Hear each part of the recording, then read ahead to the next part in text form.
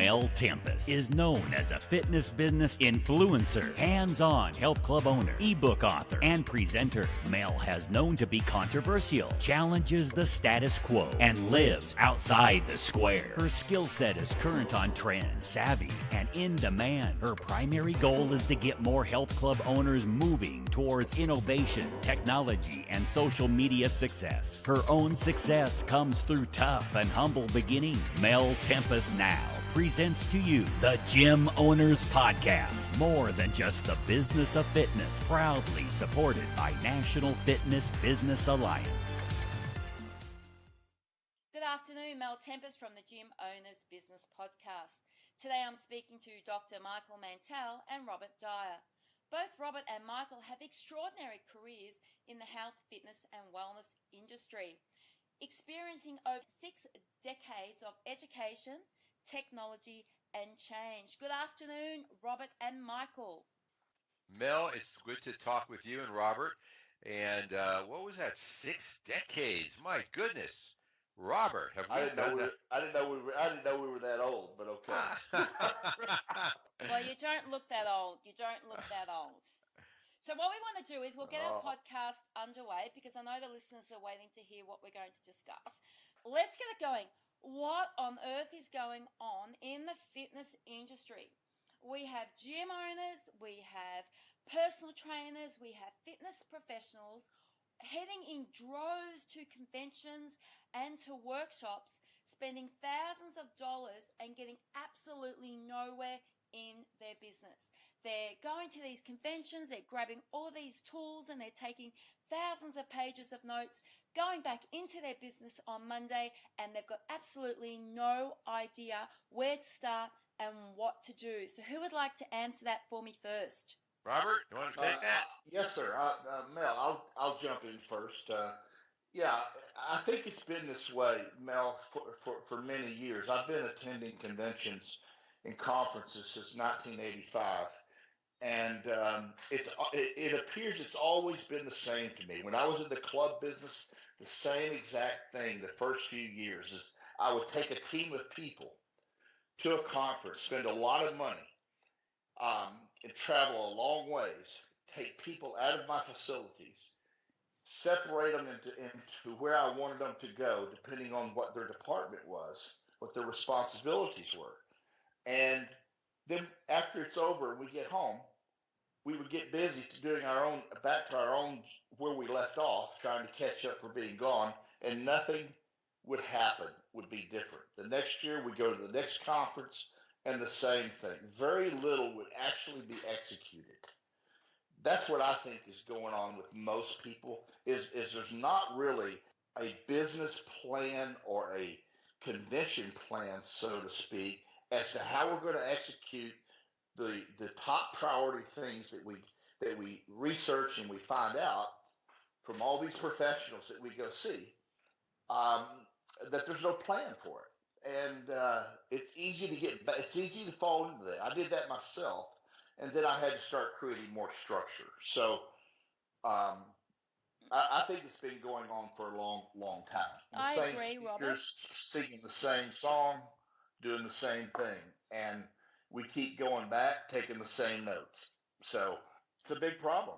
Yeah, I agree, Robert. I mean, the biggest issue I see with conventions is that, as we just said, people are rocking up and listening to the speakers. I sometimes sort of point the finger at the actual speakers because they're telling all of these fitness business owners what they should be doing, but they're not actually giving them the tools on how to get from A to Z. So, Michael, let me ask you this. What's the best advice that you can give to fitness professionals on getting themselves from A to Z? Well, first I want to agree with both of you. Robert hit the nail on the head, and Mel, you're exactly right. We go to conferences and we listen to rock stars. We listen to the superstars of the industry telling us how great they have, what they've accomplished, how they've accomplished it. And even if they do give tools, they give the 5 tools to achieving greatness. I think the difficulty is you can take all the notes, you can sit there, but if you don't have truly an open mind and a receptive heart, all you come away with is, wow, look how great they are doing it. You get in the car or the plane or whatever it may be, and you start thinking, why aren't I doing that? And I believe the reason is because of fear, deep fear, fear of failure, belief in I don't have what they have, some sort of inner critic that a toolkit doesn't address. Look, I can give someone the best brushes, the best paint, the best everything in their living room. Show them the best color matches.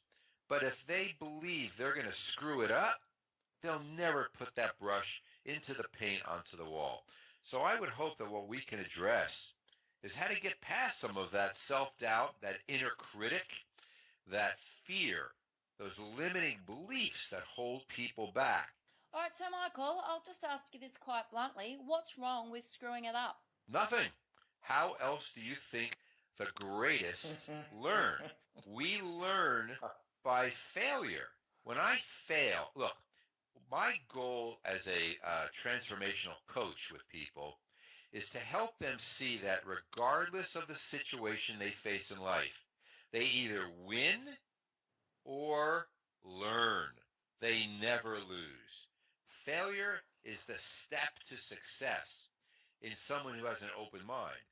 But failure to someone who has low self-esteem, who has what I call conditional self-acceptance, is death. I failed. I'm giving up. I mean, Robert, you've been in business for decades, and I mean, you've obviously screwed up over those decades, I would assume. Absolutely, man. Yes, and I totally agree with what Michael is saying. Is that I believe it is as well fear and self doubt, and I think the key, one of the keys to this is it and for the lack of just a different term for this conversation, I'm going to use the word fail because I think that's really the word and the things that people how they really look at themselves or their expectation.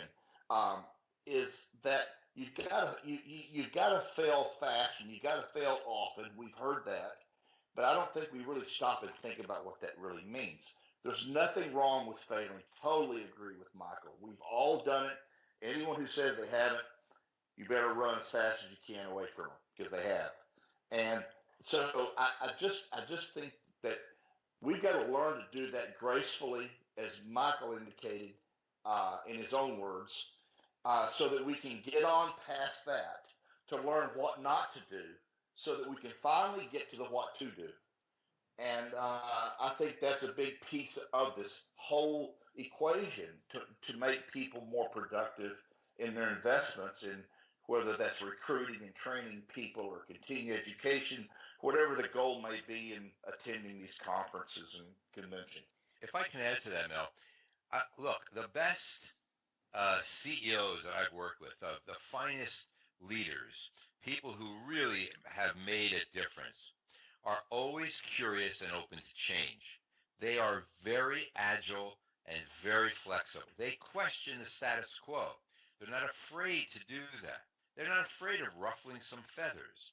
They're people who, as has once been said, don't ask what the world needs. Uh, they ask more they ask what makes them come alive. But if you don't have faith in yourself, if you don't have trust in yourself, um, then all you're going to do is follow the status quo, be afraid to take a risk, be afraid to apply something you've heard one of the gurus in our industry suggest, and believe they can do that, but I can't. Now, look, we talk a lot about motivational interviewing when we talk about teaching people how to be coaches, but we don't apply that to ourselves. Simple question. What will happen if I don't change the way I approach this in 6 months? Nothing. My business will continue to deteriorate. I won't have new members. I won't grow. If I change the way I approach these tools and use them in 6 months, yeah, I may see some real change. So I think we need to be talking with every tool oriented conference presentation. the 6 ways of growing your business, the new digital devices, the this, the that. We need to spend 10 minutes helping people look within and ask themselves, what excuse am I going to give for not using this? How am I going to overcome this? Write it down That's so true, Michael. before you walk out. Don't walk out thinking, wow, that was a great presentation. Walk out within your hand the excuses that you're going to use and how you're going to overcome those excuses when you get home. But Michael, in saying all of that, let's be realistic. How does one give themselves faith? Well, first of all, faith can only come from within. So you can't look for it from someone else. You can't look for it from someone else giving you faith. Number one, we are filled with limiting beliefs.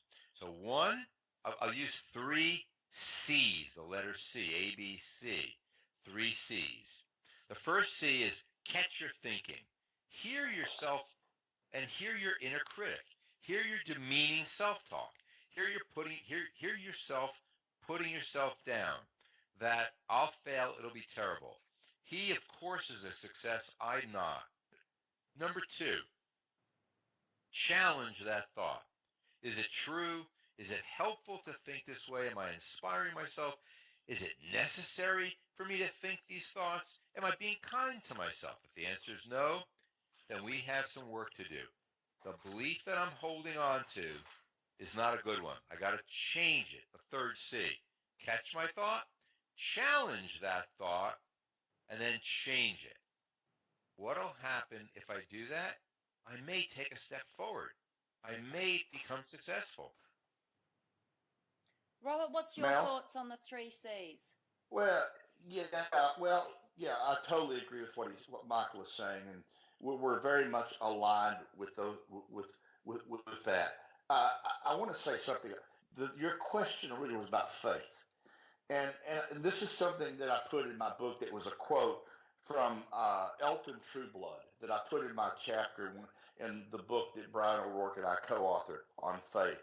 It was just a quote that I had selected that I thought was important. And it says, faith is not belief without proof, but trust without reservation. And I do honestly believe that. And I believe that we have the trust in ourselves, not only ourselves, as Michael pointed out, faith comes from within. It's not something you can make somebody have. And we have to have trust in our team and the people that we've recruited, that we've spent time developing and coaching and upskilling, because that is our responsibility. And when I was in the club business for 30 years, that was my ultimate responsibility. I was the behind the scenes guy, always with someone in front of me coaching and teaching and listening how people answered the phone and how they would greet the customers and all the different things. So then it got to where when I would go to these conventions, I knew what a lot of our weaknesses were instinctively, and by seeing it repetitiously, that I would pay more attention to that and communicate with my team. But I had to put belief in them. I had to put faith, let them create their own faith and let them fail and it not be a penalty for doing so. Let's just fail fast, get it, and go on to what the right answer is. Because to me, that's all I cared about was what's the right answer, not whose answer is it. So that's how I look at this. And I don't blame the speakers. I disagree with that. I think the speakers do a great job for the most part. There's exceptions. For the most part of delivering great content. And it's our responsibility because they only have a small window of time and to deliver it. And they can't give you all the how-tos and the tools unless they do that separately. I guess you could do that. And in today's technology, you probably could. But I think that you've got to actually go in with the mentality of taking what is your primary takeaway from that session that we can use in our business, and that myself and the team, we had to know that. And then we had to prioritize those things when we would get back and meet to talk about what our next step was to execute it. I think that if you listen to what Robert's just saying. You break it down and you say, look, there are people who come away from conferences learning a great deal with no limiting thoughts at all.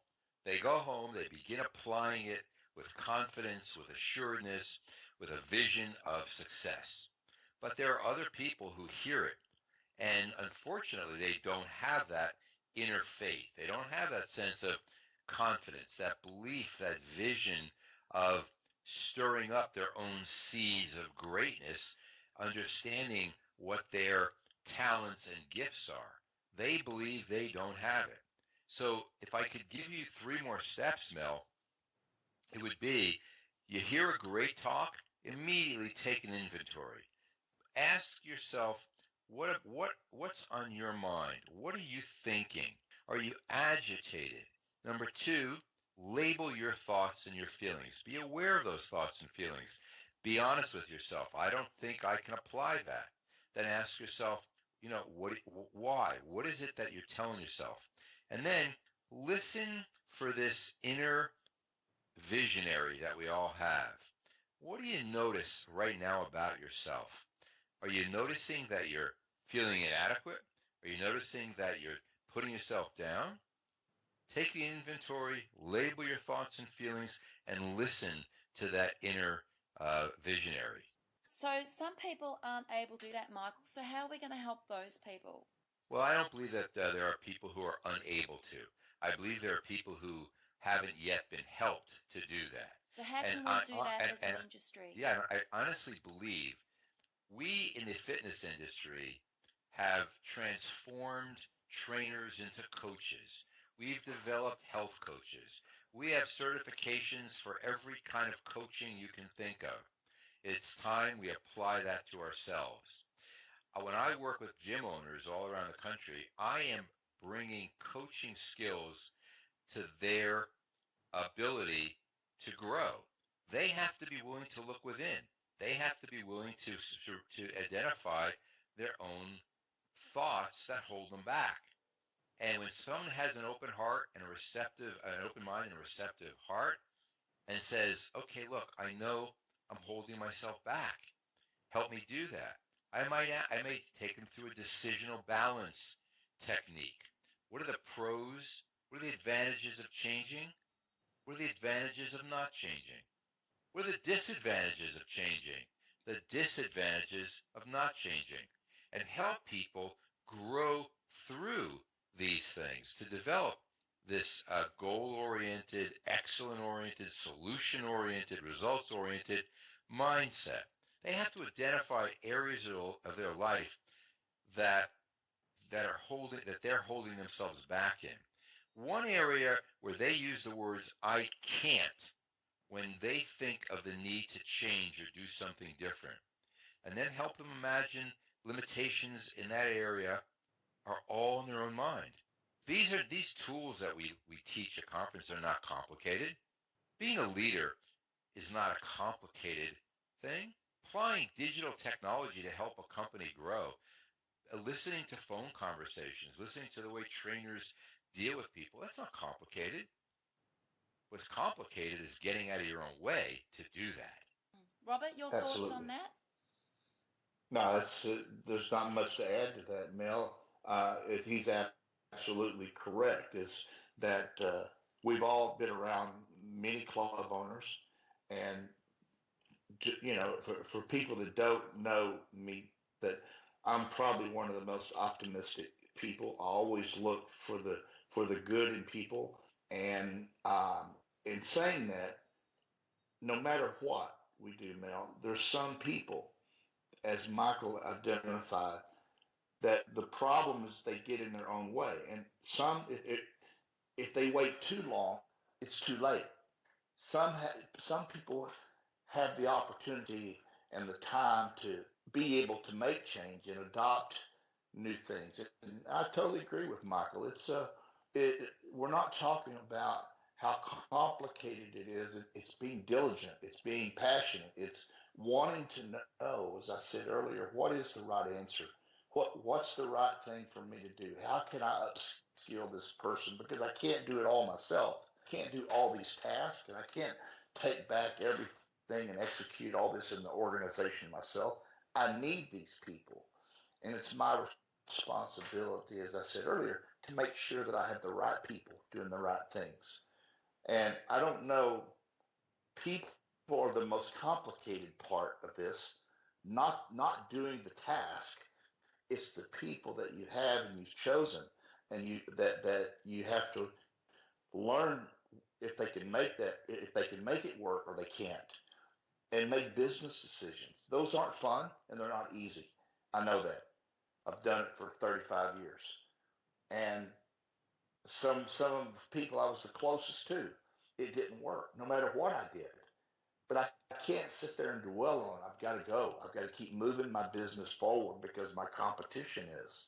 And in the fitness industry, that's the way it is. You have to be nimble. Yeah. You know, man, you can't wait to change when a competitor puts a sign up across the street that says "coming soon." It's too late. It's too late to change your culture. Right. It's over. The game's over. It's I too want to late to start training your team. I want to give you guys two actual real life examples. Actual real life, okay? So one, gym owner goes to almost every Group X class and sort of nudges his way onto the stage with a trainer. Now, and then the trainer's getting annoyed, and I'm doing group meetings with them. The trainer's upset at the owner. Why are you doing this? Well, because I just want to make sure you're doing it right. I want to make sure that I want to see what I learned when in a private session with the gym owner is the gym owner's insecurity is they'll like the trainers better than me. You cannot run a business if your inadequacy is in your way and going to affect the people you work with. And so that's a great example. It just pops into my mind of real life. His inadequacy forced him to step in and, in a sense, undermine his own staff. He wondered why the members and the staff were leaving. Well, his inadequacy got in the way. Incredible example. I mean, that's a big issue, Michael, good. right across the industry, though, isn't it? Undermining one's profession. I mean, that's an issue that's even outside of gym owners and group fitness instructors, the undermining of others because we feel insecure about our position. I suppose you need to go back and ask yourself, why do you feel insecure about your position? Well, what I did in this case is not ask him why. Why in coaching executives is a dirty word. I don't ask why. I say, what are you thinking that makes you feel insecure? And out pops a string of thoughts. And I say to him, let's examine those thoughts. Are those thoughts true? And he said, well, I mean, they're not exactly true. Okay, well, you're building your whole life on thoughts that are not true. Yeah, I guess I am. What else could I be thinking? You tell me. See, I believe that part of faith is having the trust that your client knows the answer to begin with. People know exactly what they need to be doing. Exactly. There are many examples like this, and I think this speaks to how it's not so much the conferences that are presenting wonderful material. The books that are written about leadership and partnership, like Robert and Brian's book. It's that we don't apply them because we're fearful. We're afraid. So let me ask you, Robert. Then, how did you, as a leader in the industry, turn people's insecurities into opportunities for them? I'm going to give you an example of. I like the way Michael communicated his point with an example. So I'm going to give you somewhat of an example. I hope that touches on your question, Mel. Is when I'm working with. I tell you what. I'll just use myself as an example. Many years ago, when I got into the club business, I had no idea what my exit strategy was going to be. I never even thought about it. I got up every day working and thinking like it was a forever thing. It was never going to end. And 15, 18 years later, it comes to me that you know, either I'm going to keep doing this forever and ever, or I've got to come up with a way to that there's an end game. And some people get nervous when you talk about exits and end game. Uh, but it's really what they're working for. They just haven't thought about it yet. So to motivate an owner to do the right things and to recruit the right people and to commit the time to training and upskilling their teams and really getting them involved is what I did is how I exited every single one of my clubs was I did it from within because I couldn't be dependent on a big player coming to me and making me an offer. I was too small a player to them. So I trained someone in every facility. I let them all know at some point I'm going to be out of here. I'm going to be doing something else. And so my how I drove the motivation part that you bring up is that everyone has an opportunity to be self-employed when you might not otherwise have a chance. And I'm going to help you do that. And these are the things that you have to do if you want to be part of that group. And I just outlined what they were. Very simple things, basic fundamentals. But I increased the motivation, the performance, because it was something they had something to look forward to besides being a personal trainer, a group fitness instructor, a manager. They were empowered to sit in on the financial meetings every month. It was like a contest nearly, and it motivated people to really step up and do things they hadn't done before because they could see there was an opportunity. And so I don't know if that's an example about motivation, about motivating people, and but it's a way that I had to deal with it because I had to figure out a way that what's the next step of my career? What's the next phase? I loved operating clubs and owning clubs. Um, that was my extreme passion. And then, like I said, it took me 15, 18 years to realize that, I need to start thinking about what am I going to do next. And so I started plotting that out. And I didn't let anything get in my way of doing that. Not people tell me that won't work, they won't pay you, they can't come up with the down payment. I took all that negative and said, you know what, you are full of crap. Yes, yes, they will. Yes, we can. So I'm not a big believer in too much of what people tell me I can't do. I'm like that myself, Robert. That motivates me more probably than anything is to tell me I can't do it. Yeah. And right or wrong, that's the way I am. That's in my DNA.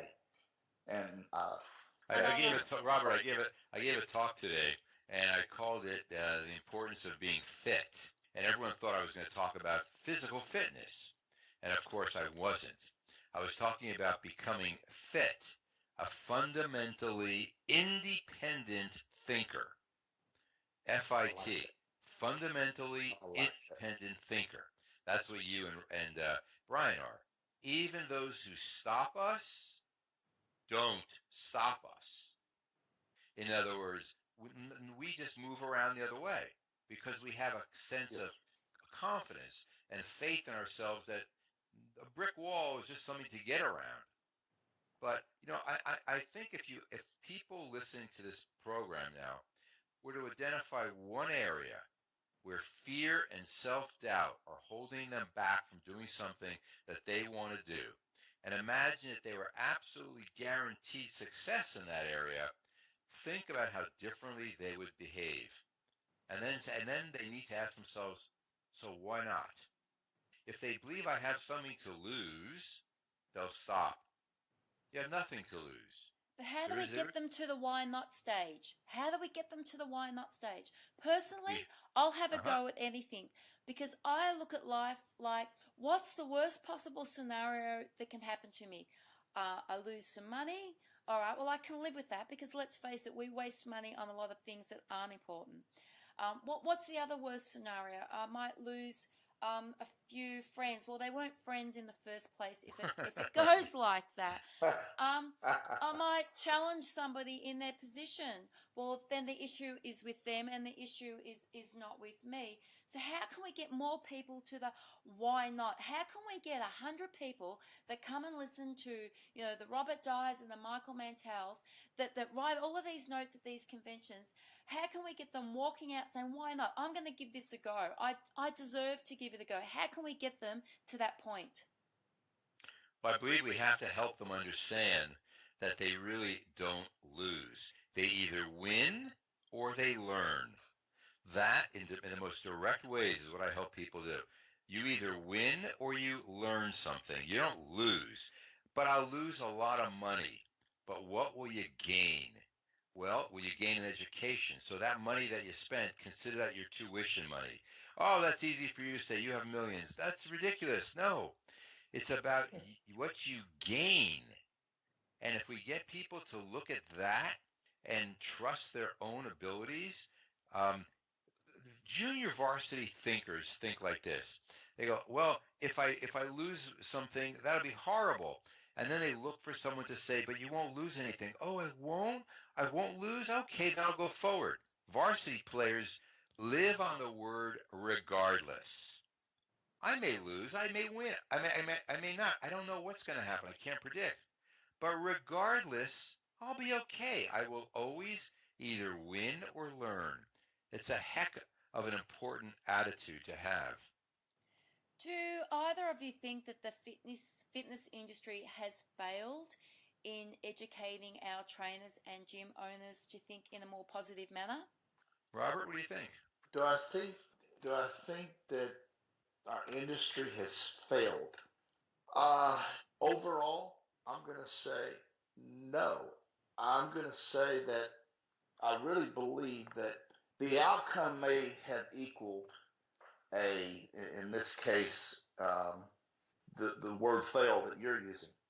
But I believe that for the most part, dealing with credible folks in our industry, and you can sort through those.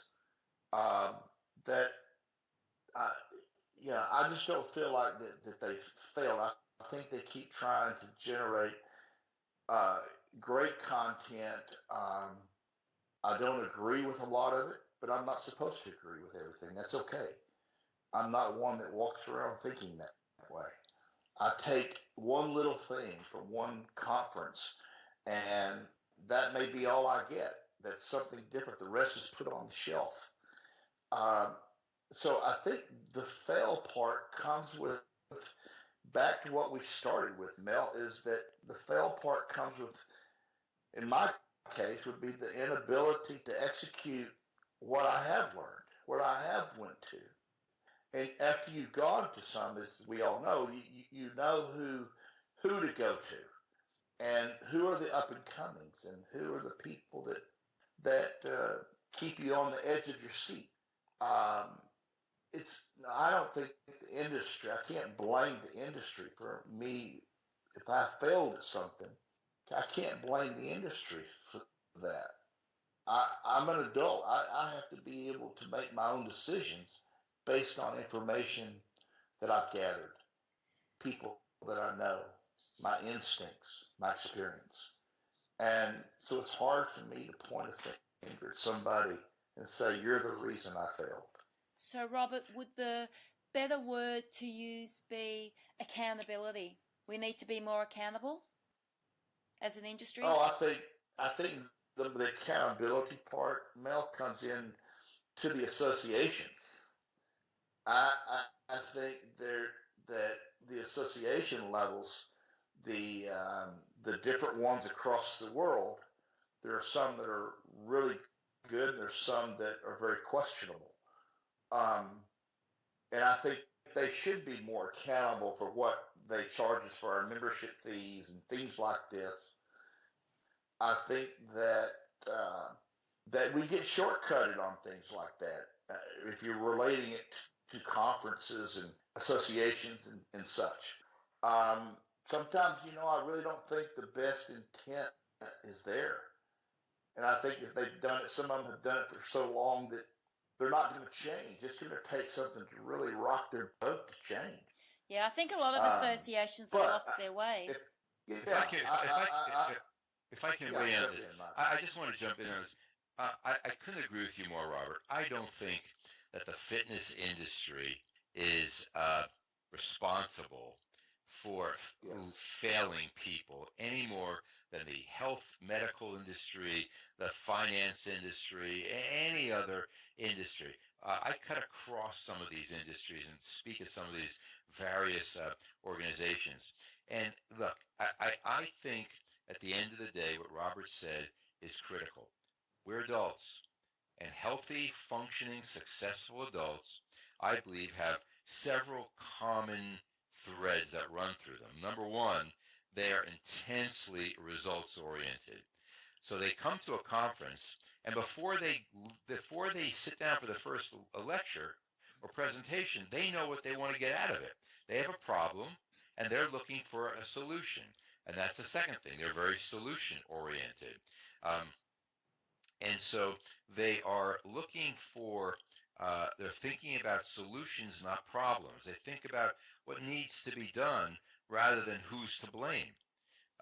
They are very growth oriented. So the successful people who attend conferences and come back and growing are continually reading. They're always listening to audio programs. They're signing up for more courses. They want to stay at the cutting edge, ahead of the field. If someone's talking about it already, it's old. It's yesterday's news. They know that the future, it belongs to those who think confidently. And so, most importantly, these are action-oriented people. They're not saying that the conference wasn't a good one. They're saying, I got to come home and take something out of it. What can I do right now to move faster towards my goal than anyone else, than I did yesterday? They're in constant motion. And I believe Robert's correct that the industry is not the issue. There are difficulties in the industry like there are in every industry. I have a real problem with these quick and dirty certifications that I've been talking about for years. That's a whole other. You're laughing, but that's a whole other podcast. But let's not hold the industry responsible. I would love to see an inventive conference at the end of every presentation hand out a personal plan for how I'm going to use this material. And if you're having trouble with it, then there's someone there to help coach you at the conference to get through your limiting beliefs. Can you imagine what that conference would be like?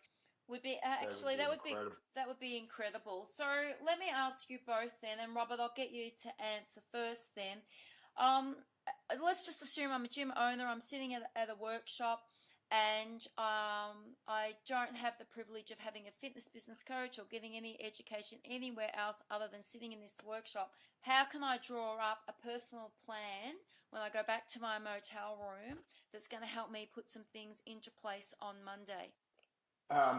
I'll start with, we have to make our own path. If I'm that person that you're referring to, I have to go into this session understanding that I have to make my own path, and I have to be.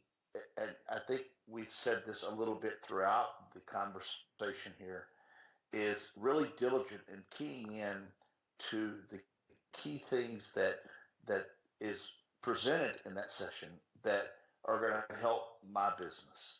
And I think while it's fresh on your mind, that so many people go to these conferences and it's a social deal, and I understand that part, but you have to plan this out.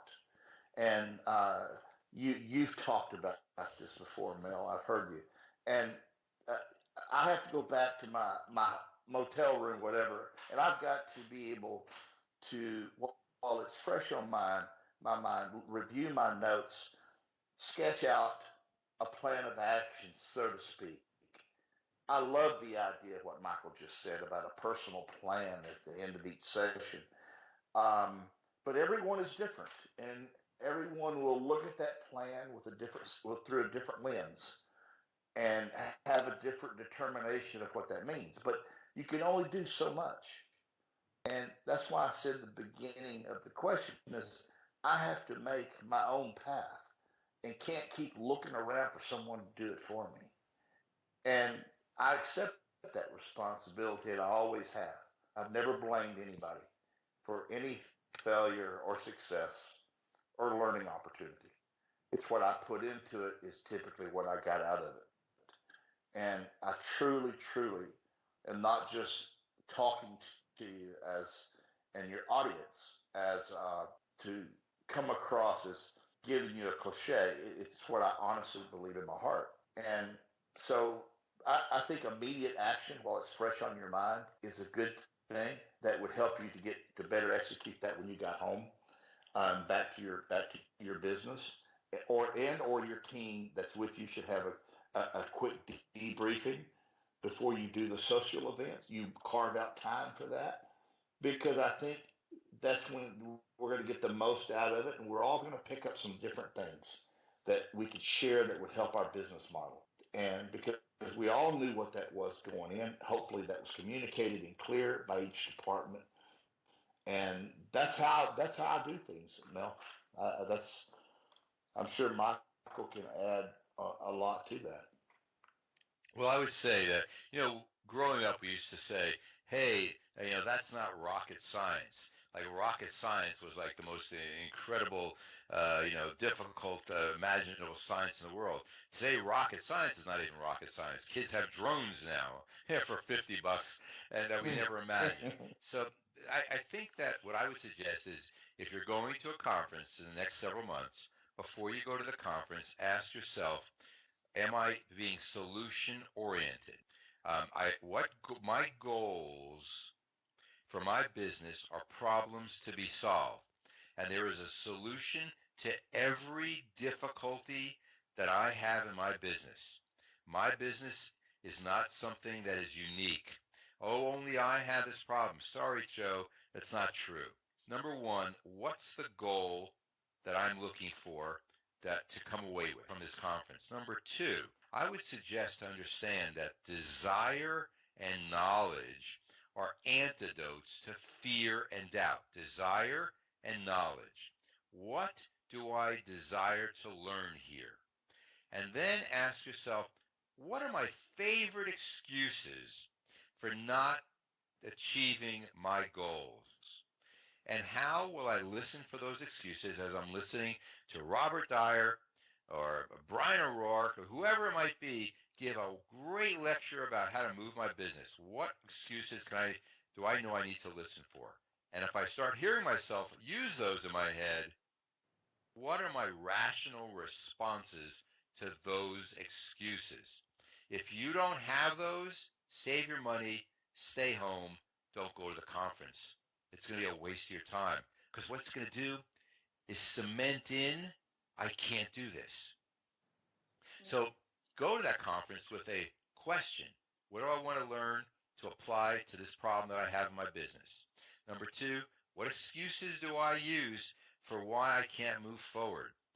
And identify those areas where my fear and doubts are holding me back from doing something that I really want to do. Yeah, Michael, I must agree. I'm a little bit like Robert when I attend conventions. I go there with one agenda and one agenda only, and that is to grow my business. I'm investing the money, therefore that's why I'm at the convention. And I treat it a little bit like a shopping trip. I'm going to go into each workshop and I'm going to get one thing that I really want out of it. And then what I do, and I honestly mean this, I will skip networking events and I will go back to my motel room and I will put in place something that I have learned at the workshop so that by the time I leave the convention 3 or 4 days later, I've already implemented some of the education that I learned at the workshops and hopefully have got some, whether they're positive or negative results, so that when I get back to my club, I'm already 10 or 20 feet in front of my competitors. because I find, and I mean this without being disrespectful, but a lot of people attend conventions for the social side of it. They feel it's important to network with their peers, and it is, but not every single night, and not every single lunchtime and morning and afternoon tea.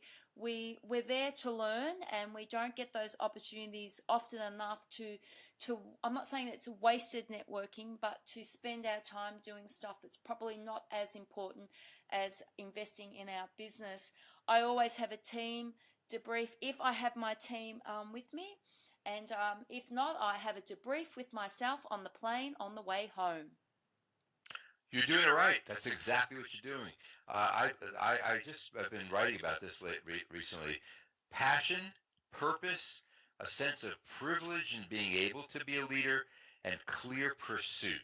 Passion, purpose, a sense of privilege that I get to do this, and clear pursuit. That's what you've just described. A lot of networking is nothing but ego stroking, right? Let's face it. That's what it is. You choose to use it. Use your time for what you're all about, growing this remarkable business that you have. And some people stay away from those networking events because they feel that they don't deserve to be there. I'll be rejected. I won't be the center of attention, you know? And they sit in their room whining. You go to your room and you're 3 days ahead of everybody else. I love it. That's great. And you know what, Michael? You know what, Robert? Let's be realistic about it. Networking events do not pay our bills when we get home back to our business. Oh, is that true? That's You could have done the whole thing by yourself. You didn't need Michael and I. That's right. I don't know about that. I don't know about that. So, okay, before we close off our podcast today, because I know that we can speak for a lot longer on this, and I do hope to follow through with another panel podcast with you both in a few weeks' time. Just some pointers on everything that we've discussed this afternoon, what to do, what not to do. And my message for listeners is don't be afraid. Don't be fearful of anything, because the worst possible thing that can happen is that it becomes a learning experience from you, and the next time that you have a go, you'll be better at it. So what are some hints that both of you can give today? And Robert, I'll start with you first. I knew you were going to do that. You know, it's the first thing I would say, Mel, is, and again, this is recapping some of the things we've talked about, is having trust in ourselves and our team, and I think that's a critical part of being able to do the things that we've laid out here. Be accountable. Be accountable for the end result. I think that that's very important. And you know, it's I would say that being open to change and not being closed-minded, and Michael mentioned, I believe he touched on those too, but those things can really get in the way of progress, and a lot of this other stuff. It's funny how you can have one thing that blocks the next 5 or 6 good things. For some reason, we let that happen, and to not let people deter us from doing what we know we can do, and no, to me, always lived by this. No doesn't mean no. No means I just haven't gotten enough information to be able to make this work yet. I got to keep working on it. If it's something I believe in, no doesn't mean no to me.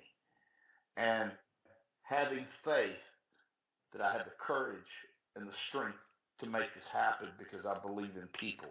Michael knows that's a big thing to me. I'm a real big on building strong teams and people that are way better than I am. And I love being able to do that. That would be my suggestion. Michael? I would say that I think those are brilliant suggestions, and I would expect nothing less. And I'm glad you turned to Robert first because it gave me a chance to think a little bit. Robert was able to do that off the cuff. But no, the truth is I think that, number one, work on yourself every day. Never stop improving. Commit to becoming excellent at whatever it is you do. And by that, you need to be able to think about and talk about where you're going rather than about what may have happened yesterday that went wrong. Envision, we talk a lot about envisioning. Like I tell people, you have to work in before you can work out. So before you can grow your business, you have to grow yourself. Find people that are attracted towards your own future hopes and dreams. And if people are like, airplanes have tailwinds that thrust you forward and that lift you higher. And they also have headwinds that slow you down and weight that pushes you down. Surround yourself by those thrusters and lifters. The weighers, the people who weigh you down, hold you back, step aside. They're not going to help you. I think if you do those kinds of things, if you catch, challenge, and change your own thinking, if you go to these conferences prepared to learn and apply that, and if you're not able to do that because of limiting beliefs, challenge those beliefs, change those beliefs, you'll soar, you'll fly, you'll find your own hidden gifts and talents. Fantastic, Michael. Thank you very much to both of you this afternoon for speaking to me on the Gym Owners Business Podcast. If anybody would like to get in touch with Dr. Michael Mantell or Robert Dyer, they are more than welcome to inbox me here on the podcast. Or Michael, where can people get in touch with you? They can reach me at my email address. It's very simple. Dr. Mantell, DrMantell at me.com. One word, Dr. Mantell at me.com. And Robert? Yes, Mel, my website, very interactive. It's Robert J. Dyer, DYER.com. RobertJDyer.com. Gentlemen, it's been a pleasure, as I said, speaking to you both. I look forward to catching up with you both in the next couple of weeks. Enjoy the rest of your day. It's an honor to be with you. We appreciate you giving us this chance. And I can't believe you put me on a panel with a behavioral scientist. I can't believe that I have interviewed one. Thank you. Take care, guys. Thank you for joining the Gym Owners Podcast, sponsored and supported by National Fitness Business Alliance and Gym Click Media. Find Mel Tempest on Facebook, Instagram, and LinkedIn. Join us next time for the Gym Owners Podcast.